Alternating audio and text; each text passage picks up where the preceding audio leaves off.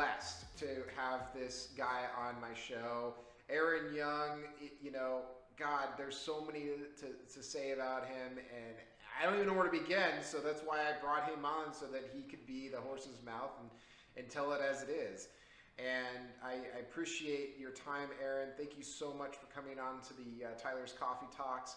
So first and foremost, just to give the listeners a little bit of a background, I met you about 6, maybe 7 years ago, and it was at CEO Space. And CEO Space is a little bit of a hodgepodge of people that want to get together and change the world for the better. And Aaron was a mentor, and one of the smartest mentors I've ever met in my life.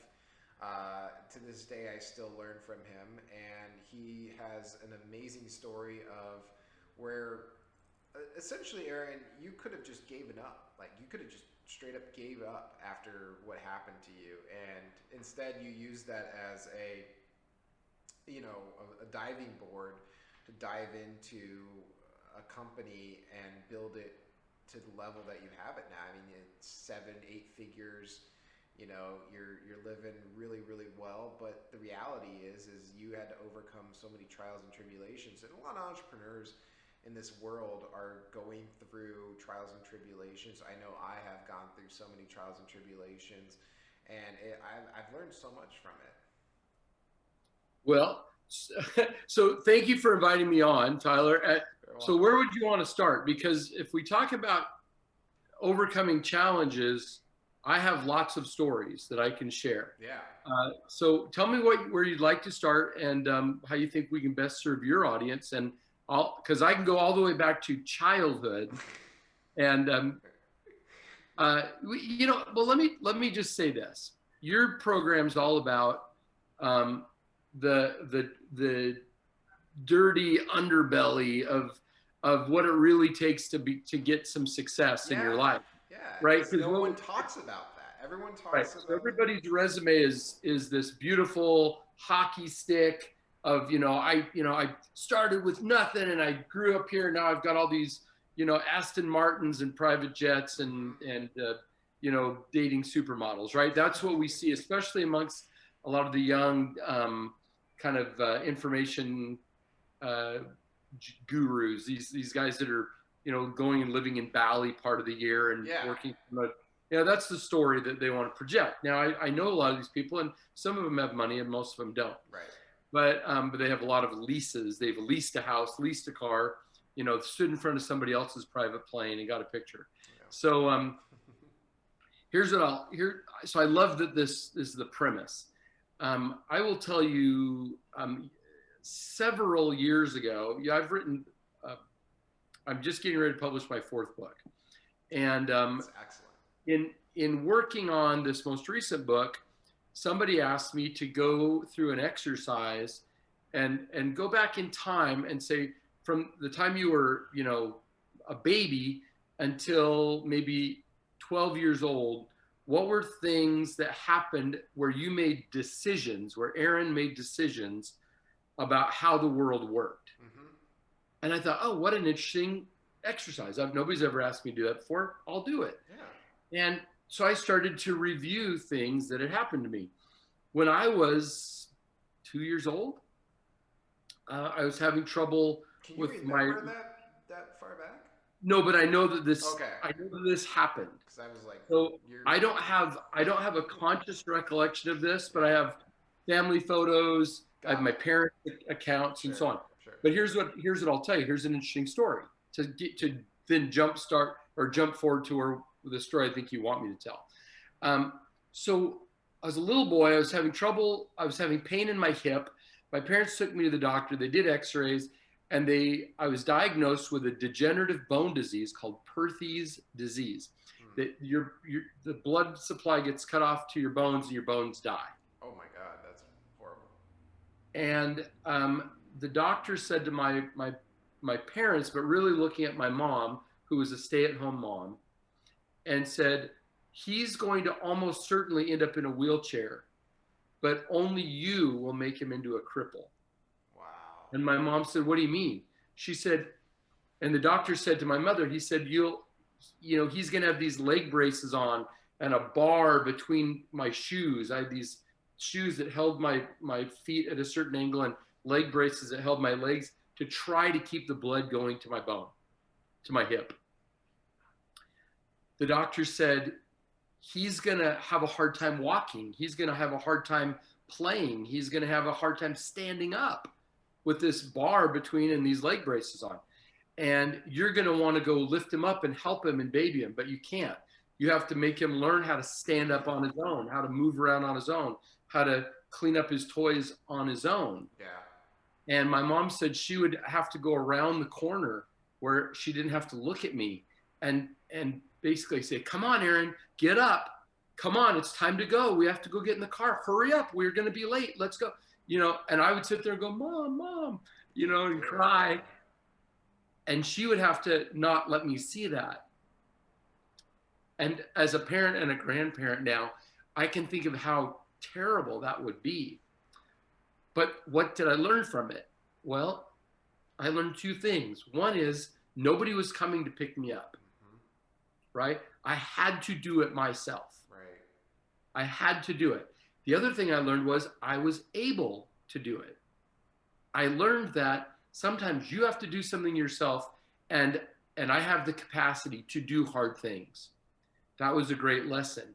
Years later, when I contracted ulcerative colitis and had this terrible issue with my large intestine, which they finally, when I was 21, took the whole thing out. Yeah. Right. But I was in high school when I was diagnosed. I was going to the bathroom maybe 30 times a day. Wow. Mostly blood. Jesus. And well, you're asking me for the dirty nitty gritty. No, I love it. I love it. This is great. This is probably a story you don't know about me, but No. I was super sick, but I still, I was in the show choir, Yeah. and went around. I was on the wrestling team. I dated girls. Now, I always knew where a bathroom was, right? Anywhere I'd go, I know how I can get there quick. Right. I went on a Mormon mission. I was active in the Mormon church most of my life. And I went on a Mormon mission and I served as a missionary. All while I was really, really sick. I was hospital for a kind of relatively long time, like for, a week or 10 days, twice during my mission. Yeah. Because I was so sick. And then I had to have the courage to go to the doctor and say, cut it out. I can't live like this anymore. And thankfully, because I'd waited and waited and waited, I mean, it seemed like forever at the time, but from 15 to 21, those 6 years as a kid seemed like, well, it was a quarter of my life. Of course. Right. But he said, good. This is great because there's a new surgery that was just approved by the FDA. And you're going to be able to not have to have a colostomy bag for the rest of your life, which I was prepared to do. Because it was so debilitating. So I learned if you persevere and you keep living your life, even against the things that are challenging, that at some point, something that you're hoping for, you don't know what it is yet, but will manifest. Right. And that will be better than you could have anticipated. I knew I could get rid of the discomfort I was in for a lesser discomfort. Instead, I got rid of the discomfort I was in for a dramatically better situation. Yeah. I built a bunch of companies, got married. I started my first thing, got married, had kids. My second real company where we had multiple locations, had a whole bunch of employees. I was one of the first guys in cellular phones back in the mid 80s. The market utterly changed in one meeting. They let us know in one meeting, everything that your businesses are built upon is now going to stop effective right now. And basically what they wanted was guys like me out, and they wanted the big box stores to be selling cellular phones as a consumer product instead of kind of a boutique product, which is what I had been doing. $3,000 phone, 49 cents a minute. Yeah. They wanted us out. Yeah. Yep.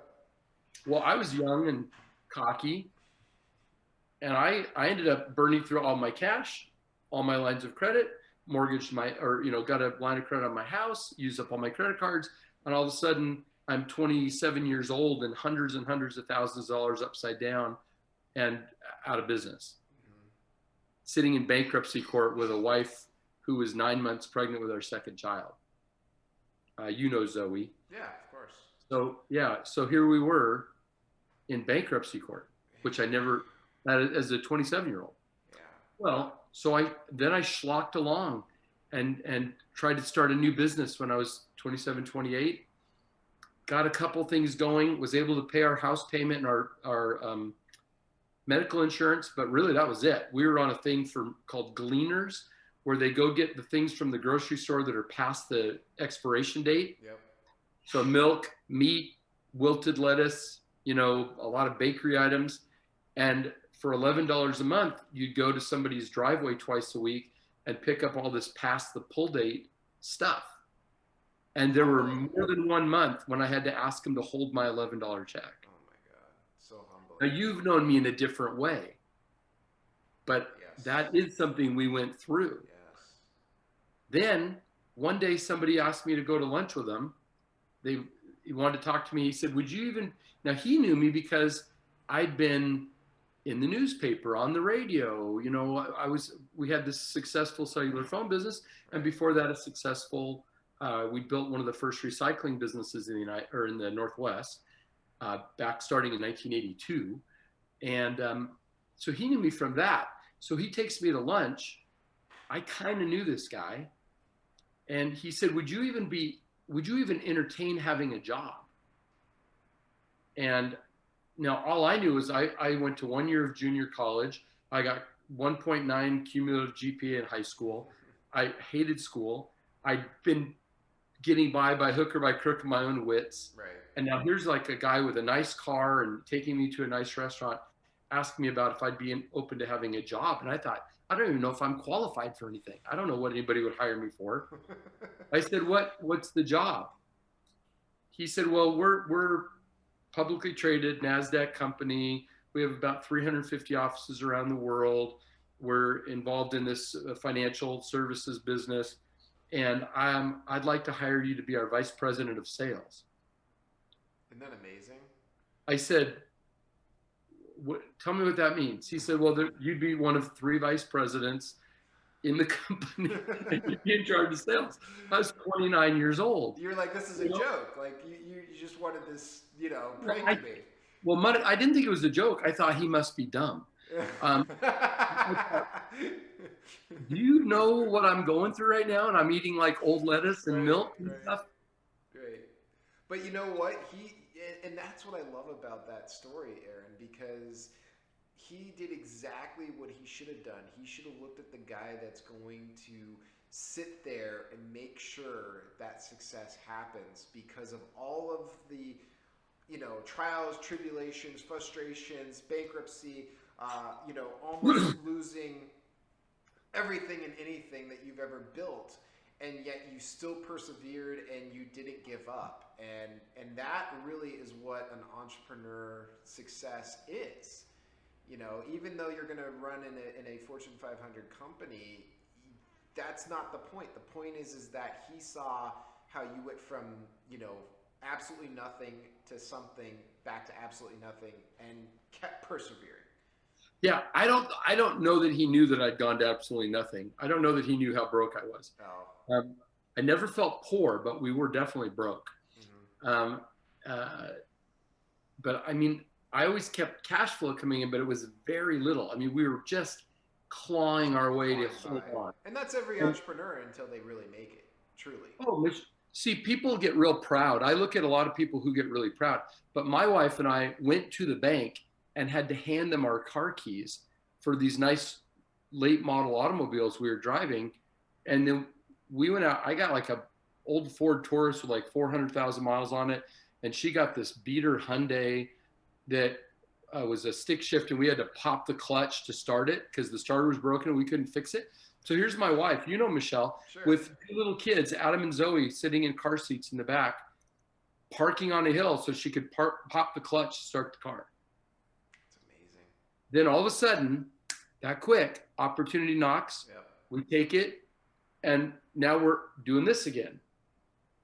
Yeah. I did that for 3.5 years. I got burned out on it. We were very successful, made a lot of money, and especially in the stock and stock options.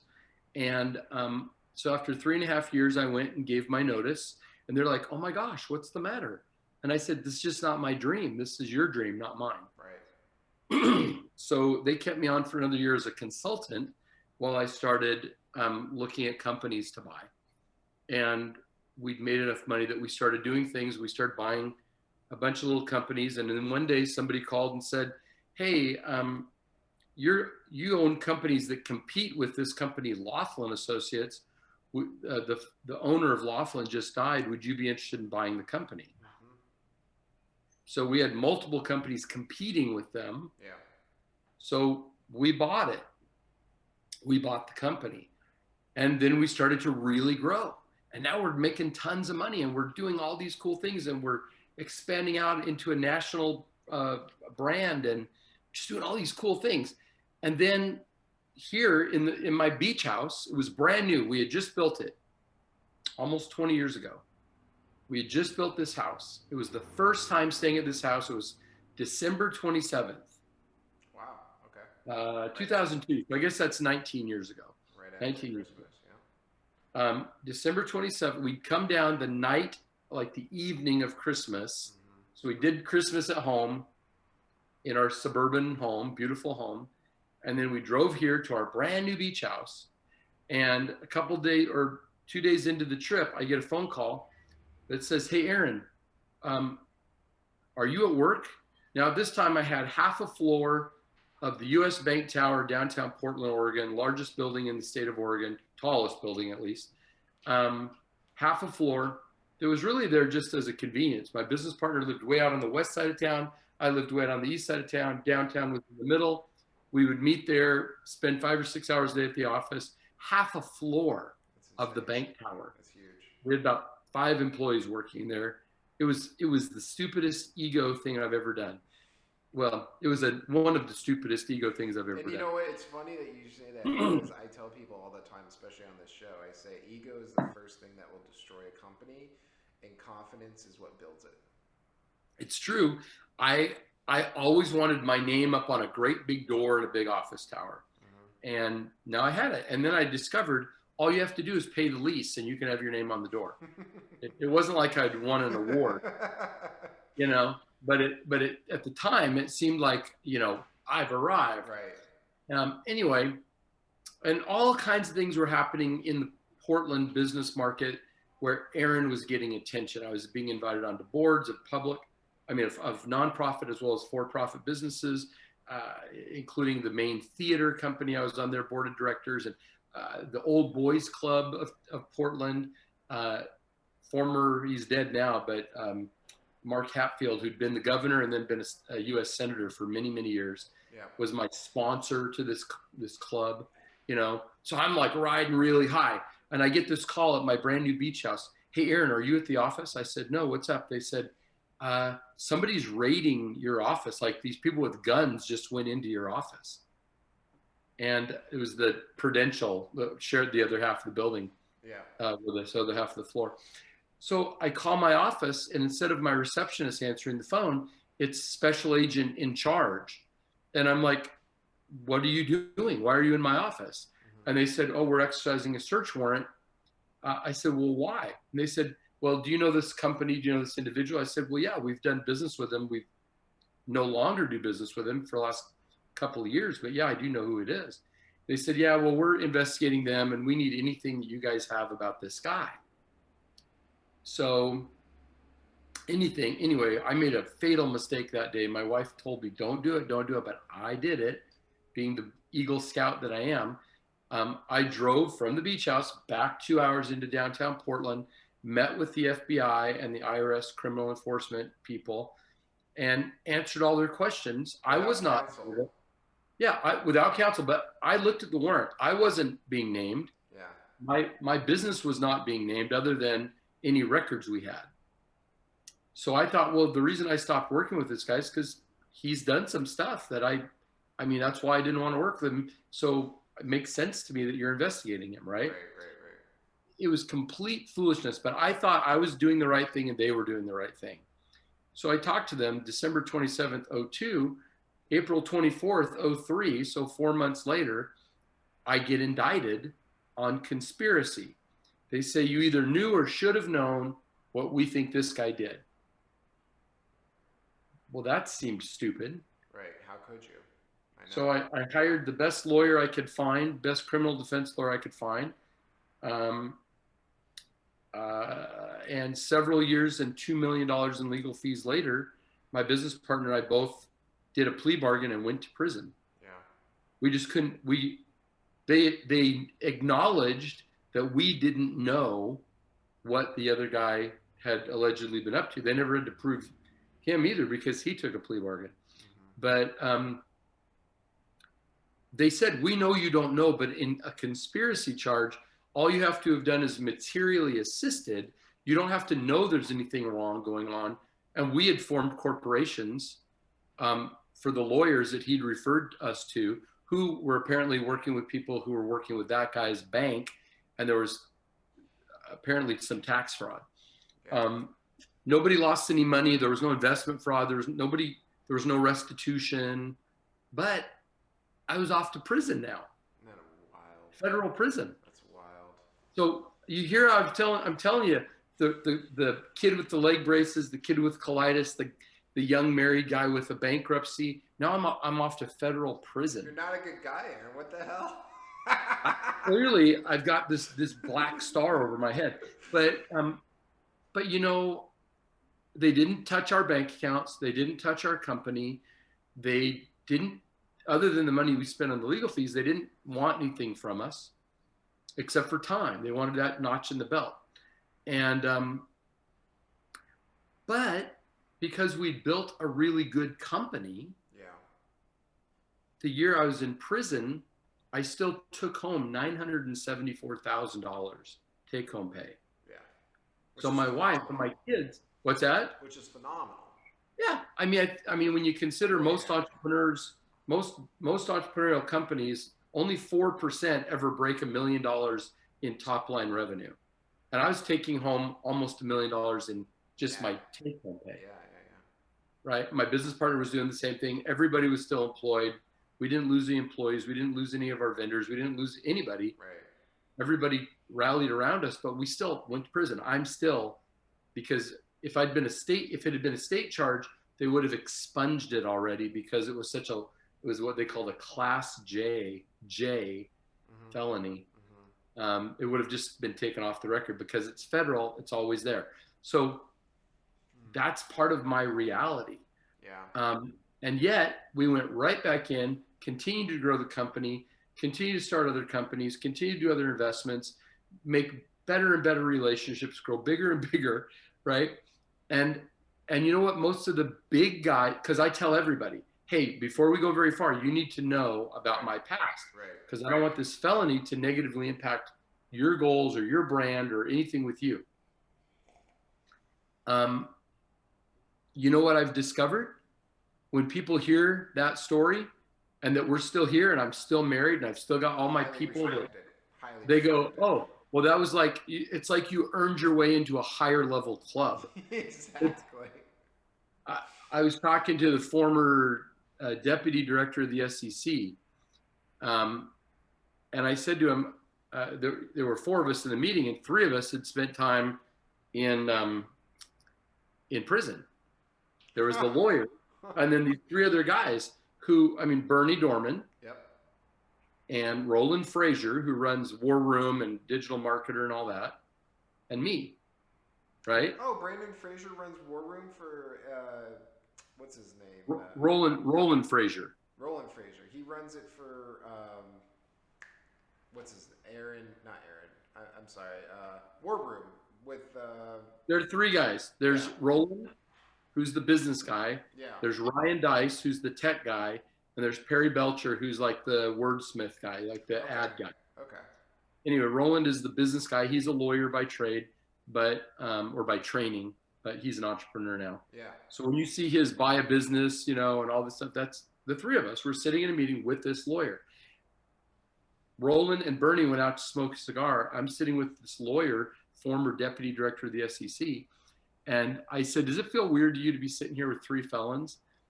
And he said, if I didn't work with felons, I wouldn't have any business. And he's a securities lawyer. That's crazy. So I thought, well, anyway, long story short, the what I've discovered is the bigger game you want to play, the bigger of target gets on your back. Yes. And I've had lots of people say, wouldn't you rather just stay small, stay down, keep your head down? And I said, well, I could certainly do that. Right. And the older I get, the less I want to go out and like, really wave a flag. But about, hey, look what I'm doing over here. Right. I want to, but the truth is we're taking our company public right now. And so I'm popping back up into the regulatory world. Yeah. Right? We're at the very, very end. We have one last little box to check with retiring some preferred shareholders, and then we will be launched. So you're IPOing? We're reverse mergering. Okay, interesting. Got it. So we're taking an existing company and putting it into an existing shell with all the money to market the stock to the market makers. Yeah. And it's been phenomenal. So and are we going to see you at the exchange ringing in the bell, or? I don't know. We never. Well, you have to go New York Stock Exchange to ring the bell versus Nasdaq. Right. But and this is a Nasdaq stock. Oh. But here's my point. Here's my point. I was talking to Brian Tracy, who some of your listeners may know who Brian Tracy is. Mm-hmm. If they've read his books or heard him speak. He's older guy now, crippled up now at the end of his life, but has been wildly successful from the stage for decades. Yes. And I was talking to Brian Tracy, and I said, you need to know this before I speak at your event. He was inviting me to speak. And he goes, Aaron, if people knew a fraction of the things that I've been through in my life, I don't know what they would think. And Les Brown said to me one time, he said, you don't need to tell your jail story, Aaron. He knew I was going to write a book about it. He said, you don't owe the audience that. You don't have to tell them. They don't need to know everything about us. Interesting. And I said, okay, but I feel, because I'm in the business world, business services, that it would be unfair to not disclose that this was part of the truth. Because if somebody gets in and works with us for a long time and then learns that the owner had been to prison, well, they might go, well, what kind of trick was that? So I don't want to do it. So I think we have to just acknowledge the good and the bad, which is what I love about your program. Yes. Yes. Acknowledge both. Thankfully, I think I had put enough into the trust bucket that the lawyers, the accountants, the clients, the employees, my vice presidents got pulled into the grand jury and threatened with indictment. And they still work for me 19 years later. That's amazing. And it's great that you brought. This is why I wanted you on the show, to be honest with you, because you are such a huge resource of knowledge for people that are starting their business, and that's what I tell people all the time. I said it's absolutely fine and expected to fall and skin your knees in business and have your downfalls and have your shortcomings and lose your ass. Let's just be honest here, lose your ass. As long as you learn from it. That's the only caveat to this whole entire conversation. As long as you learn from your mistakes and you don't repeat them, which obviously you haven't gone to prison twice, only once. No. That's the only thing that I tell, even on the show, but everyone that wants to get involved in business is I say, you're going to fail, you're going to fall. And I've worked with people that have been established in business. I've worked with people that are brand new to the whole entire game that thought they were watching, they got laid off because of COVID, and they're watching a YouTube, and a guy says, hey man, how would you like to have this amazing wealth? I got a Lamborghini. And obviously we know that shoot, was we paid a Lamborghini for 4 hours. We paid the house for 6 hours. I got fake stacks of cash. We know all that because you and I have been around the game. But for people out there, they get kind of bamboozled into it, and they want to start this stuff. And that's great, but it's okay to fail. Just learn from your mistakes. Yeah, that's exactly right. Well, I think I think everything you just said is great, and I don't need to add to it. You're exactly on spot. You're gonna have challenges. You will be measured by the rest of the world, and you will measure yourself, Right. which is the most important thing, based on what did I do with that circumstance? Mm-hmm. Who am I because I went through that? Yep. And you know, in the Robert Frost poem that we all know about, the road not taken, Mm-hmm. right? Everybody knows about that. The last stanza, most people don't know the whole poem. The first three stanzas are all about making a decision, standing at a fork in the road, and trying to go which path should I take, and kind of being really trying to measure which one is the one I should take. Right. And the conclusion that Robert Frost comes to in those first three stanzas is they're both about the same, But as for that, the passing there had warned them really about the same. So two options. We can go either way, right? And then at the end, the last stanza, he says, I shall be telling this with a sigh, ages and ages hence. So he's saying, he doesn't say, I'll be telling this from my mansion. I'll be telling this from the gutter under the bridge. I'm surrounded by loved ones, or I'm alone. He doesn't say any of that. I shall be telling this with a sigh, ages and ages hence. Two roads diverged in a wood, and I took the one less traveled by, and that has made all the difference. Now, entrepreneurs like to believe that that means I did the hard thing and I got the prize. And that's not what Robert Frost was saying. What Robert Frost was saying was, we're going to look back at some point on our life and go, well, I remember when I made that decision. I remember when I made that turn. I remember when I signed that contract. I remember when I married that person. I remember, and I took this weird road that was unique. It was the one less taken is the one, my unique road that I followed. Right? Not the better road, just the road the path I ended up making those choices for. Yep. I'll be telling this with a sigh, as I look back on my life, and all those decisions and how I dealt with whatever came along, whatever mud puddle, whatever river that had to be crossed, whatever log that was down across my path, whatever villains I met along the way, whatever happened, how I dealt with it got me to where I am now. And that's the stuff that made all the difference. Most people cave in to pressure, cave in to challenge. They do. My dad, my hero, I lost him a year ago. I just adore my dad.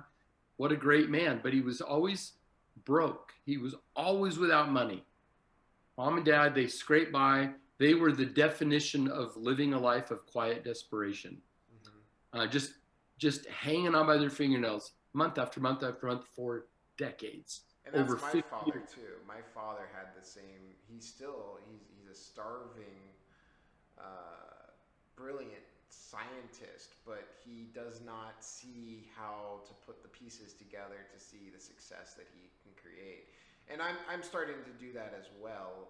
I'm solvent now, but what I'm saying is, I'm starting to see his shortcomings and figure out how I can actually be in the older I get, the more wise I become, and you learn more. I mean, that's kind of how the normality works in the human body is, as you get older, you should be wiser. I mean, sometimes it doesn't work out that way, but I like to say... Yeah, go ahead. Well, yeah, wisdom comes from, we learn something and then we act on it and we see the result.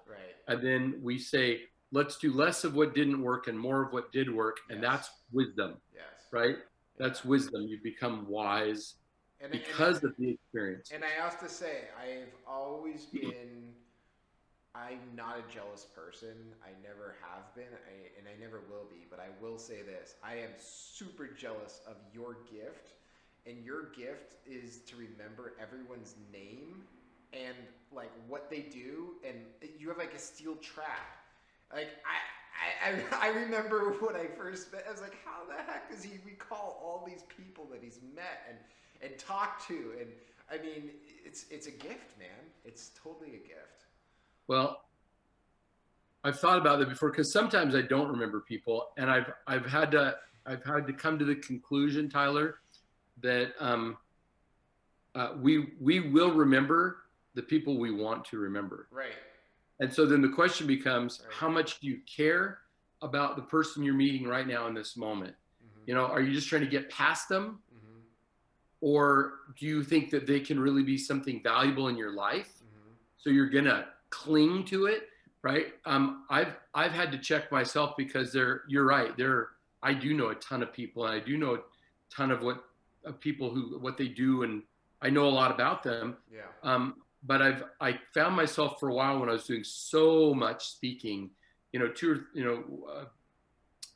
oftentimes, well, at least once a week, if not twice a week, I was somewhere in the world giving a speech. Right. And you always meet people at these events. And then somebody say, hey, I met you at that thing 4 years ago in that place. And I'm like, I got nothing. Right? I got nothing. I'm in the same boat. I've you and I've ran in the same circles. And but here's my point. I finally realized why am I not remembering? And I thought, oh, because I didn't. That person was, in psychology, they call it an undifferentiated other. It was just somebody in the crowd. Yeah.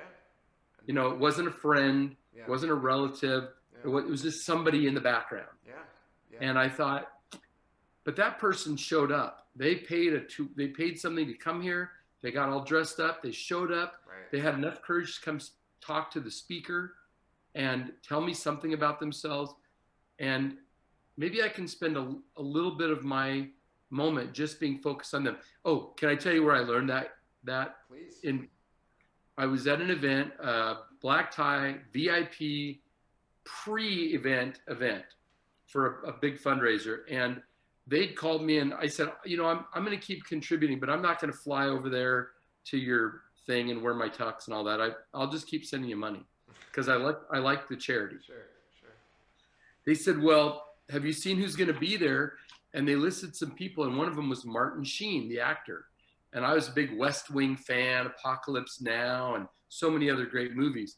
And I said, well, will I get to meet Martin Sheen? They said, well, there'll be like a meet and greet, so you'll at least get to shake his hand, maybe get a photo. I'm like, okay, because I like Martin Sheen, I'll come. So I got my tux and I put it in a suitcase, and I flew down to California, and I went to this thing, and I'm in there, and all of a sudden the number 2 person for the charity comes walking along with Martin Sheen.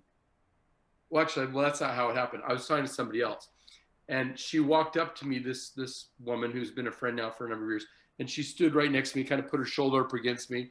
And I turned to look at her, and here's Martin Sheen with her. Yeah. And she said, Aaron, can I interrupt your conversation? I'd like you two to meet. And so I said, excuse me, to the person I was talking to. I turn over, Mr. Sheen, what a pleasure to meet you. I've loved your work. I've loved the West Wing, and I loved all these things you've done. And it's so nice to meet you. He goes, well, do you have a few minutes? And I said, sure. So we kind of step aside and we start talking. Well, now other people in the room are noticing Martin Sheen is here. Aaron's talking to Martin Sheen, or some guy over there, talking to the actor. Yeah. He kept his eyes locked on me. People would walk up and get close. He never took his eyes off me. He focused like a laser beam. We talked for about 10 minutes. And then he goes, hey, I have to go do these interviews on the red carpet, but I'm not done with our conversation. Do you mind waiting for me? I said, well, I'm supposed to walk the red carpet too. But of course they were like, move on, snap. Yeah, you're not Martin Sheen. Keep going. We got Martin Sheen. We've got other famous people here. Right. We don't need Aaron Young. So I get to the end of the red carpet, and here's Martin Sheen still at the beginning of the red carpet. Every TV crew that's there is interviewing him, and Entertainment Tonight. All these people are there, right? So I'm standing there, and after about 30 minutes, I started feeling like a chump. Like, what am I doing? What kind of a weird sycophant fan am I that I'm still standing? And it was then that he was maybe 2/3 along the red carpet, and he finished an interview, and he stopped, and he looked all around, and he sees me, and he goes, like he didn't forget about me. He's looking for me, going, oh, just give me another minute. Yeah. few minutes later, he comes back and he goes, come on. And we got out of the crowd again. And he said, do you have sons? I said, I do. 3 of them. He goes, they can be a handful, can't they? Because, Charlie Sheen was being a crazy face right then. Right. Emilio Estevez was being a good boy. Charlie Sheen was all over the board. And we had this funny talk. But no matter what happened, I got about 45 minutes of his one-on-one time. Yeah. Not counting the time he was on the red carpet. And he never quit looking at me. And I thought, Martin Sheen he's never going to see me again. He doesn't want, we're not going to exchange phone numbers, right? This is just right now. But right now, I'm the most important person to Martin Sheen in this whole room of donors. He's giving me his undivided attention. How many times have I looked around for the person who was, further up the ladder, or the more popular person? Right. I'm talking to somebody and going, oh, if I could just get away. Right? He never did that. And that was such a comeuppance for me. I thought, you know what? When I'm with somebody, pass it forward. I would love to make them feel like they're the most important person in the whole world to me at this moment. Right. I'd like to do that. Right. I want to be that guy. I love that. And so when you say I've got the steel trap for names and experiences, I will tell you that's intentional. You work hard on it. No, I can tell. That's why I'm super jealous of it, because it's intentional, because I decide this person right now matters to me. Yes. And when they're telling me a story that I think is a little wackadoodle, right, about their idea or whatever, I still think this is their dream, right? Yeah. Now, if they want my real input, I'll give them input. Sure. But if they just want to tell me about it, I'll just listen. Yeah. And be excited for them, because they have a dream. That was one thing that I really respected immensely, and I had a huge takeaway. In 2012, I was 21 years old. That's when I went to CEO Space. And when I met Bernie Dorman for the first time, it was such an amazing experience. He's no longer with us, and it's very sad. But that man, it was one of the best. I don't know. He just captured you. He pulled you in. He said, no, you need to talk to me eye to eye. We're going to have a great conversation. I don't care who's around. People are going to take pictures of us. People are going to talk. People are going to look. People are going to say. He focused on that person. And it's me at the time. And he said, so what do you do? How do you do it? What how can I help you? What do you need next? These are the things that I learned from him. And I don't ever want to, bring bad, PR, bad mouth to anyone, but now CEO Space doesn't have the founder of CEO Space, Bernie Dorman, and I don't see the connection that he created. I mean, he created one of the most amazing experiences for a young entrepreneur, period. And that's why he was written up in Forbes. And again, not to brag here, but I was just written up in Forbes, and I really respected how I met this guy and his teachings, and David Gutta, Gruder. I don't know why I said David Gutta. David Gruder and David Corbin and all these people. They taught me every single time I went to their class. They taught me a different aspect to become more and more successful in my life, and it's mind-boggling. Yeah, there were a lot of neat CEO Space when he was really running it his way. Amazing. Was really a unique experience, and one I'm very grateful for. And the fact that, he reached out to me and he said, I've been trying for over 10 years to get your company into CEO Space. I was like, what are you talking about? But I'd purchased the company. He'd worked with the people before. They didn't do it. We'd sent people to CEO Space when I first bought the company. And they came back and I said, well, will they do any reciprocal marketing or anything? And they said, no. I said, forget it. So then when Bernie got introduced to me several years later, around 2011, I met him and he said, I want to have you on the stage. I want you to be an alliance partner. I want you to be all these things. I said, whoa, whoa, whoa, whoa. I need to tell you this story first about my background, the prison story. And he said, I got one better. he said, tell you what, you tell me your story, I'll tell you mine. And but he was a good guy. Yeah, you know, it was very sad for me because I lost 3 of the great men of my life. My dear friend's father, who was a horseman, a rancher, cattleman, that I'd done a lot of outdoor stuff with. He died the very end of May. Bernie died the beginning of July, and then my father died July 29th of last year. Yeah. So in that little short time, in about 2 months, I lost 3 of the most important male figures in my life. The most important one by a long way was my dad. Oh, of course. But Walt Bever and Bernie Dorman had made an incredible influence on me. And my dad was my total hero. Yeah. And last year 2020 was a messy year. So, but the main thing is, what do we do? What do we do when you talk about Gruder and Corbin and Harry Lay and Bernie Dorman or even Aaron Young? What do we do to honor the time that we had with those people as we work with people going forward? How do we also conduct ourselves when we're in a difficult situation? How do we conduct ourselves when no one else is looking? Because that will determine what our character really is. Right. And if you have good character, even when you have a tragic situation come along, or a difficulty in business, or a difficulty in, you know, whatever, people will rally around you if you're of good character. Right. If you've been of questionable character, they'll go, oh, he finally got caught. Yep. Or he right? got what was coming to him. So I think just for the goal of your program, I just want to say the greatest advice I can give is never get too caught up in your success, because success is temporary. And it's never ending. Success is temporary, and failure is not forever. Right? So enjoy the times when you're up on the mountaintop. Then when you slip down a little bit, get creative. Don't get all crying in your soup. You know, have fun. Think about, okay, that I did that. Now that's over. Now what? And I think as long as you keep you do what you're doing as best as you can, and you don't get so married to it that you miss out on where the world's going, where the market's going, where your skills can be used in a more progressive and valuable way.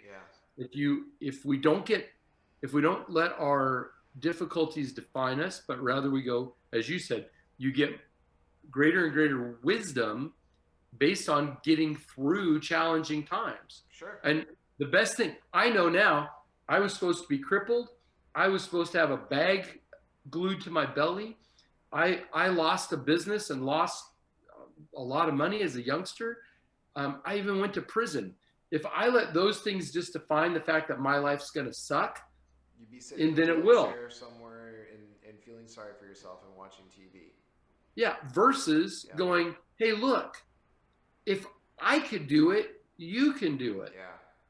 If I can get through all that, what else are they going to do to me? Yeah.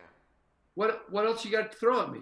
Come on. Keep coming, baby. Keep coming. Yeah. I'm ready for you, baby. Let's go. Yeah. Because now I know it doesn't kill you. The thing that you're most afraid of, if you're still breathing when it's over with, if you're still alive, if you still wake up the next day, then that's a new day. What are you going to do with today? Yes. If you just sit there and look back and go, oh, it wasn't fair. Yep. Well, you deserve to do nothing. Well, and that's why you see behind me, it breaks it down by the day. But I'm saying, okay, the 19,000, I want to do that a day. I want to make $1 million a month. And what it does is it keeps me motivated. It keeps me, driven. It's like, if I made, which I did, I made $100,000 sale 2 days ago, which was great. But you know what? That was 2 days ago. Yeah, it's over. It's done. You don't need to talk about it anymore. That's history. Let's go after the new business. Let's go after the new thing. And that's what I love talking to my staff about. And my staff is so amazingly fantastic because they are the ones that literally hold you to your support. Like they support you, but they hold you to your goals because you can't afford to lose someone, you know, that you like in your business. And you've hired and fired probably thousands of people. Hundreds. Yeah, hundreds. I've hired and fired 60 people. But the people that I have now in my office are phenomenal. But it takes 60 people to say nope, nope, nope, nope, nope, nope, nope. I mean, you and I both know Becca is the love of my life. She's still with me, and we got a beautiful house now, and you know, she's awesome, and we're just enjoying each other's lives. But it's kind of like, you know, Tinder. You swipe so many times until you find a match, and I tell people all the time about finding the right people to help you succeed in business is really so important. I mean, I want to say it's above 60%. Because Aaron, you can't do this by yourself. Well, I mean, you know, the my new book and the only course I've ever specifically created, because I'm not really a course kind of business guy, but Right. I created a course because so many people said, well, how do you start all these companies and grow them, but you don't ever seem to go to work?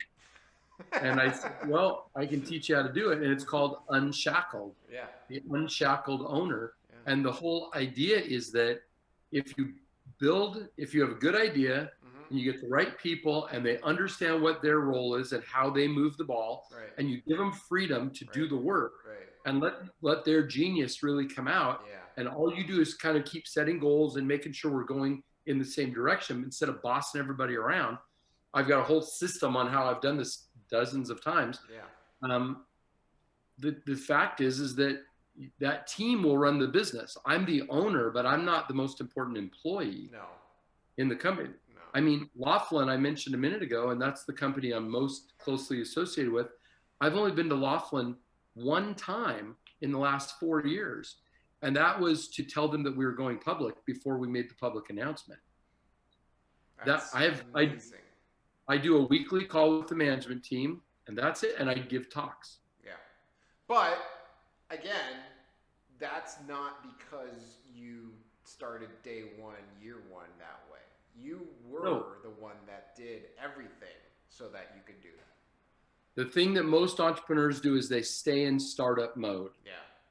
And they never build the team up that is competent enough and driven enough to keep the machine going. Walt Disney's been dead since the 1960s, right. But the Disney company keeps going because it's full of great executives. Yes.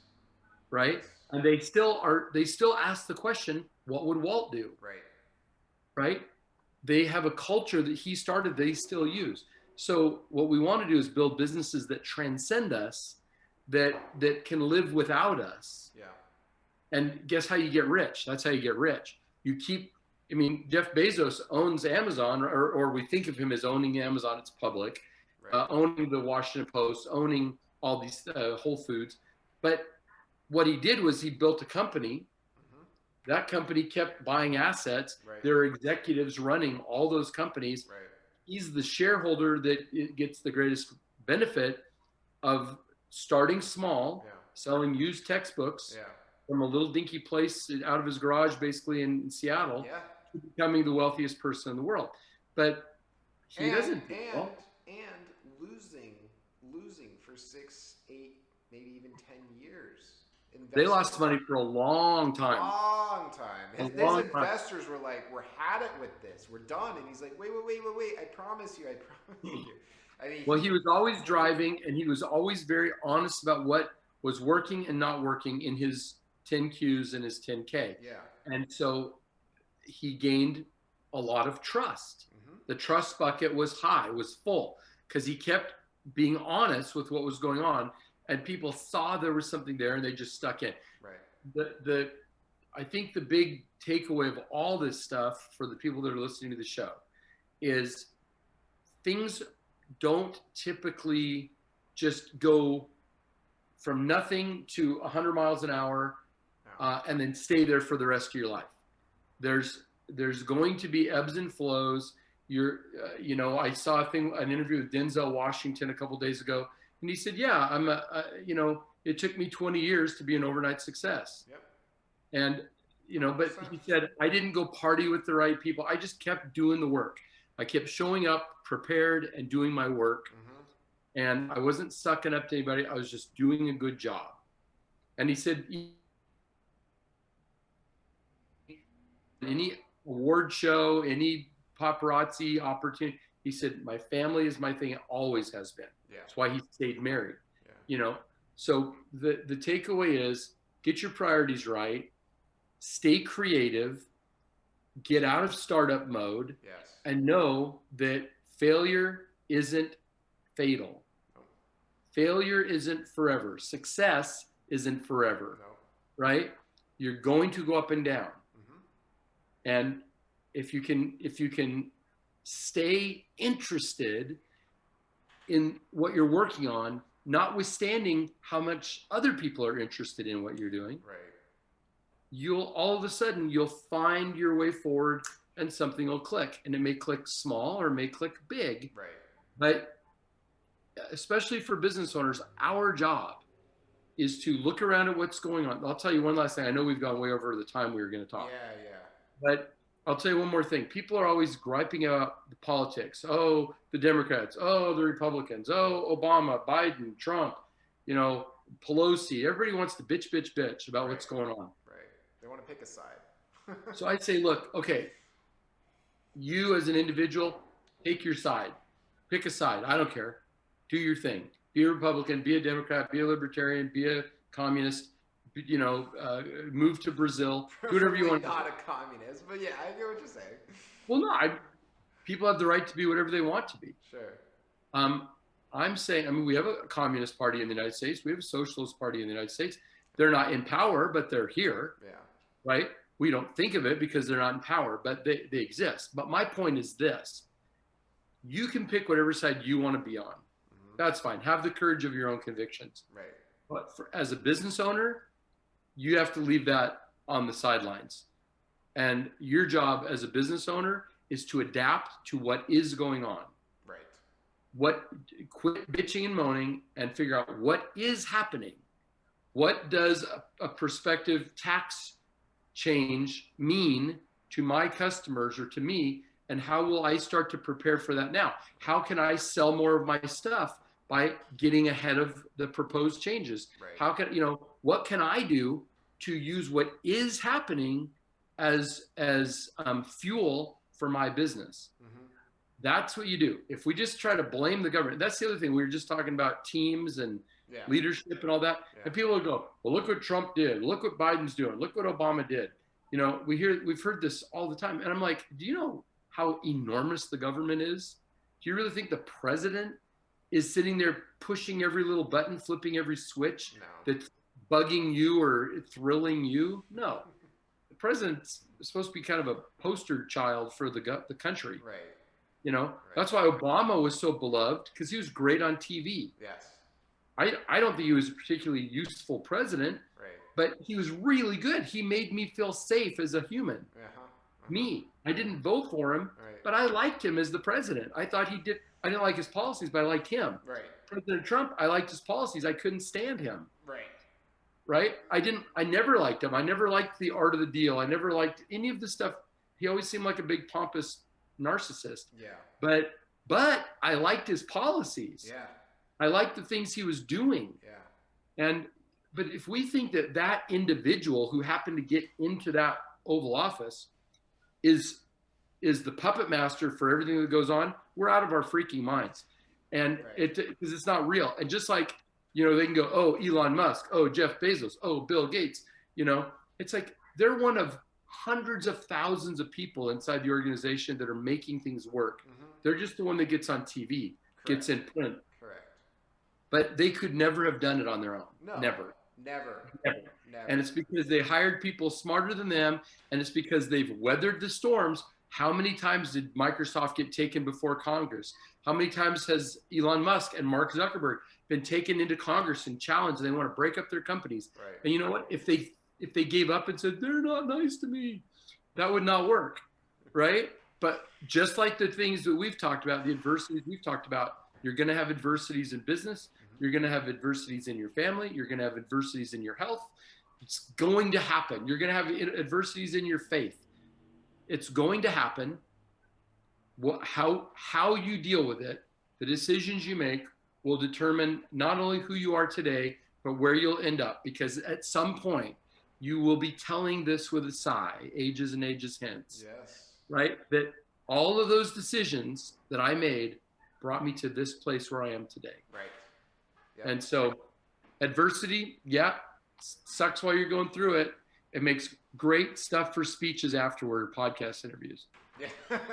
Well, on that note, I sincerely appreciate your time, and you have been an amazing, just an amazing guest. I mean, I hope that our listeners have a lot to take away, because I sure have. I mean, it's been, every time I talk to you, it's been an honor and a privilege. And so thank you so much. I really, really appreciate the time, and take care, folks.